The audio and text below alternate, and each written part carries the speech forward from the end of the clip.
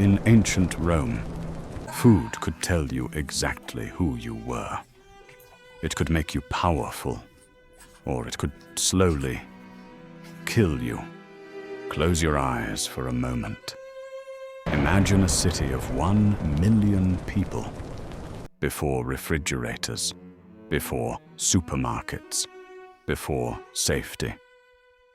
Now open them. It is the year 100 AD. The sun has not yet risen, but Rome is already awake and already hungry on the Palatine Hill. Slaves have been cooking since midnight. The smell of honey, roasted meat, spices imported from the edges of the known world. Silver plates are being polished, wine from Greece, warmed and mixed with herbs. Just a few streets away, a woman boils grain in silence. The same grain, every day, for 20 years. She adds a few drops of something dark from a small clay jar. It smells like decay. It tastes like survival. Same city, same morning. 2 completely different lives, separated by a single meal. And this is where everything begins. Ancient Rome was not just a city, it was a machine. A machine built on people and fed by food. Over 1 million people lived here, stacked inside buildings called insuloi, 5, 6, sometimes 8 floors high. No kitchens, no sanitation, no space. The streets were loud, crowded, unforgiving. And underneath everything, there was one constant pressure. Food. Because Rome did not feed itself, its food came from across the empire. Egypt, North Africa, Sicily. Grain traveled thousands of kilometers just to keep this city alive. The government controlled it. Over 200,000 citizens received free grain every month, not as a gift, as a political bargain. We feed you, you stay calm. Because hungry people were dangerous people. Every civilization runs on grain. Rome ran on bread. Not the soft bread we know today. Roman bread was dense, dark, heavy, ground by slaves and donkeys, baked in communal wood-fired ovens. Archaeologists found bread in Pompeii, perfectly preserved under volcanic ash. Round, divided into 8 segments like a wheel, stamped with the baker's name. Because even bread was a form of advertisement. The poor ate dark bread, rough, gritty, sometimes mixed with sawdust or chalk by dishonest bakers. The rich ate white bread, soft, pale, made from finely sifted flour. Same grain, different lives. The color of your bread told everyone exactly where you stood. But the most important flavor in Rome didn't come from Lapland. It came from rot. Garum, a fermented fish sauce made from guts, salt, and thyme. Whole fish packed with salt, left under the open sun for weeks, sometimes months. The smell was so powerful that Roman law required garum factories to be built outside city walls. And yet, every Roman used it, every single day. For the rich, it was refined, golden, amber, imported from Spain and Portugal, worth more than most people earned in a week.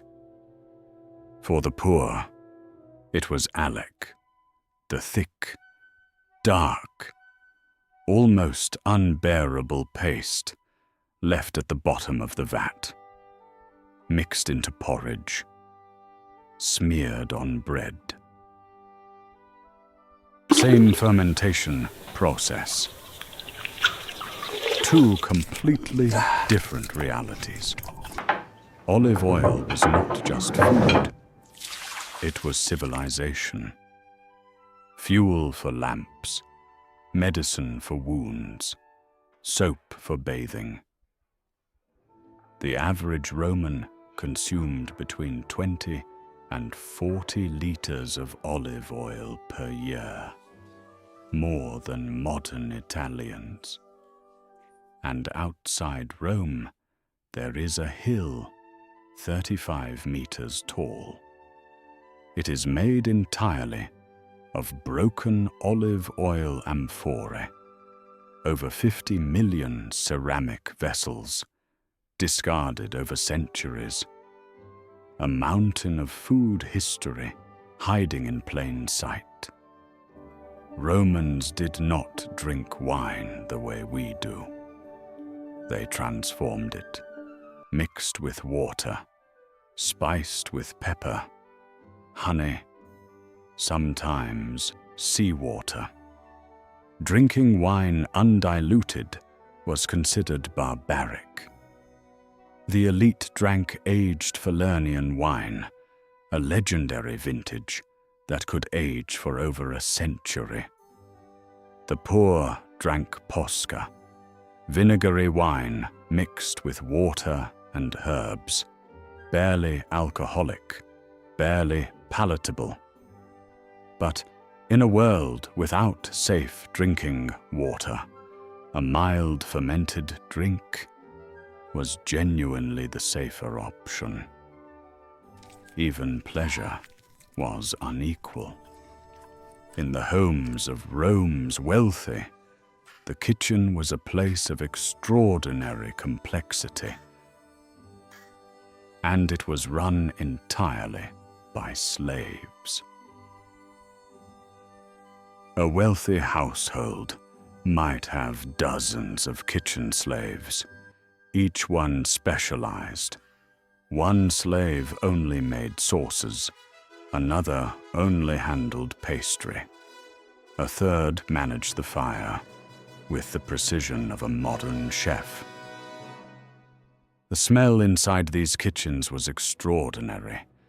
Cumin from North Africa, black pepper from India, worth more than silver by weight, saffron from Persia, dried dates and figs from Egypt. Dormice stuffed with pork and pine nuts, flamingo boiled with dates and vinegar, roasted peacock seasoned with cumin, coriander, and asafoetida. Food here was not just eaten. It was performed.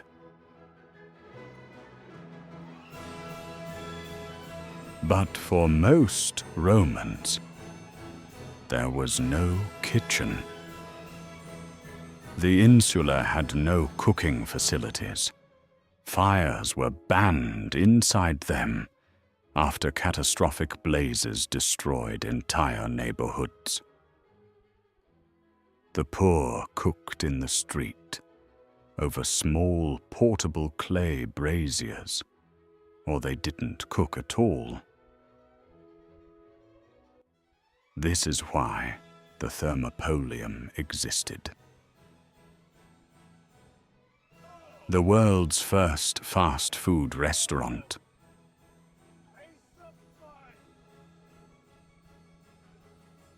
A stone counter facing the street. Large ceramic vessels embedded directly into it. Inside those vessels, kept warm by the surrounding stone. Lentil soup, spiced chickpeas, porridge, fried dough. Archaeologists have found over 150 thermopolia in Pompeii alone. One still contained food residue, preserved under volcanic ash for 2,000 years. Duck bones, pork fat, fish, snails, and fava beans. The poor Roman ate standing up, leaning on a stone counter, eating from a clay bowl, with their fingers, quickly, without ceremony. Same empire, same ingredients, different meaning.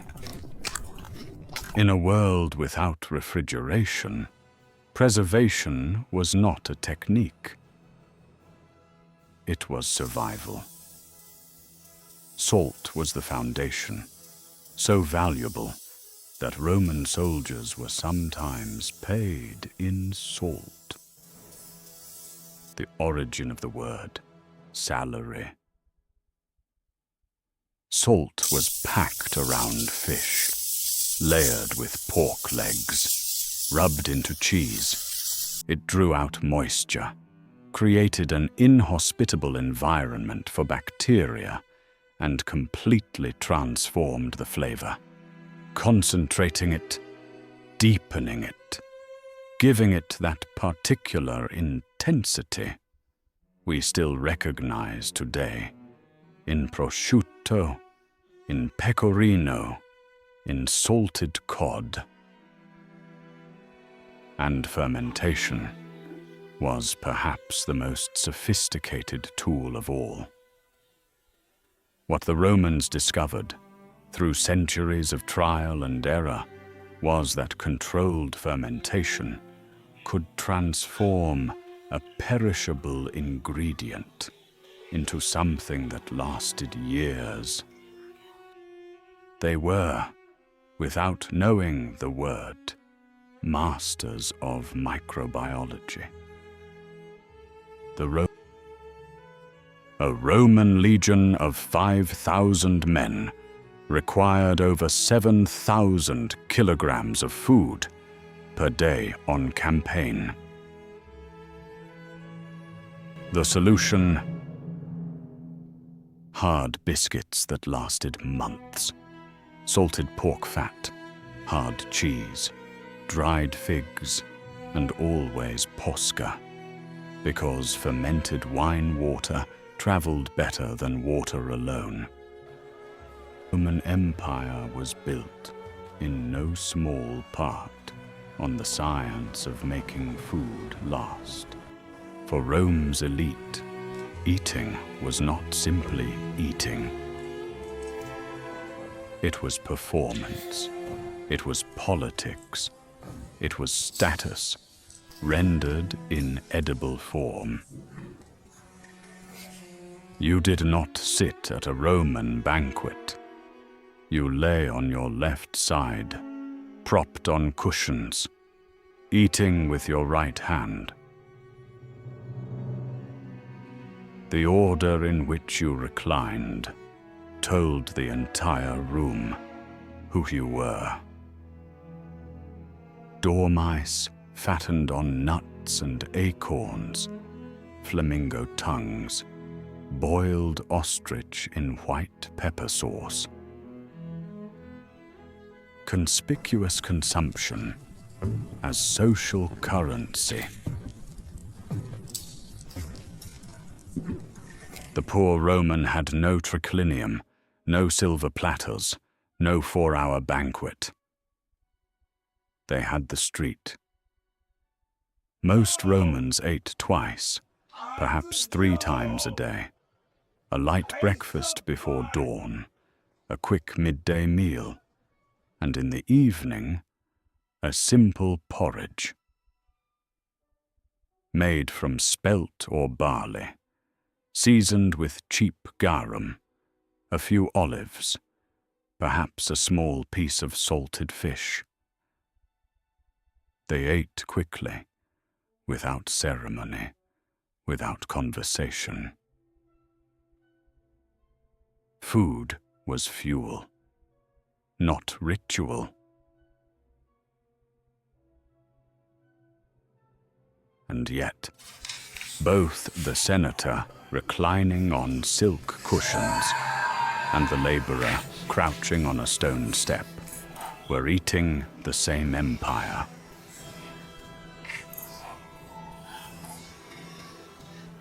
The difference was not what they ate.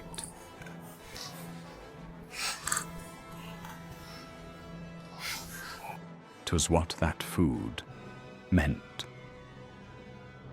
Rome fell. We know this. The grain ships stopped coming. The Thermopolia closed. The garum factories went silent. The marble kitchens of the patricians were stripped, burned, buried.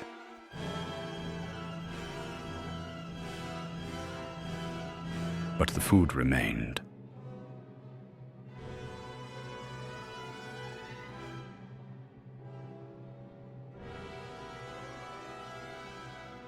In the salt-cured meats of Parma, in the fermented anchovy sauces of Sicily, in the olive oils of Andalusia, in the flat breads of North Africa, in the wine traditions of France and Portugal.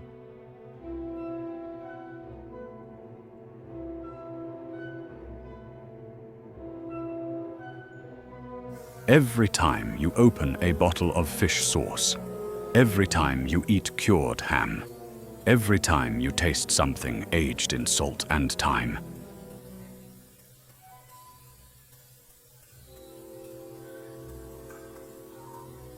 you are eating the shadow of Rome.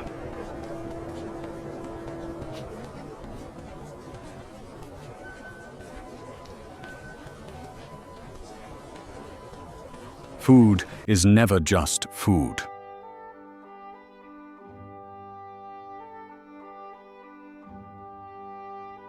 It is memory. It is power. It is the most honest record we have of how people actually lived. Not the emperors, not the generals, not the senators whose names fill the history books.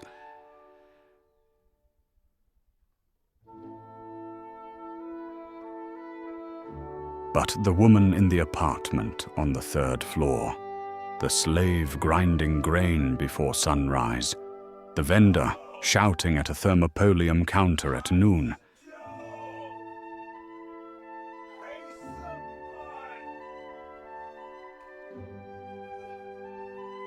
They are gone.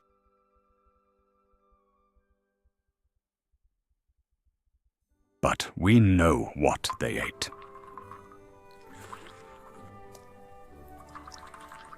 And in that small, stubborn fact, there is something that feels against all odds, like survival.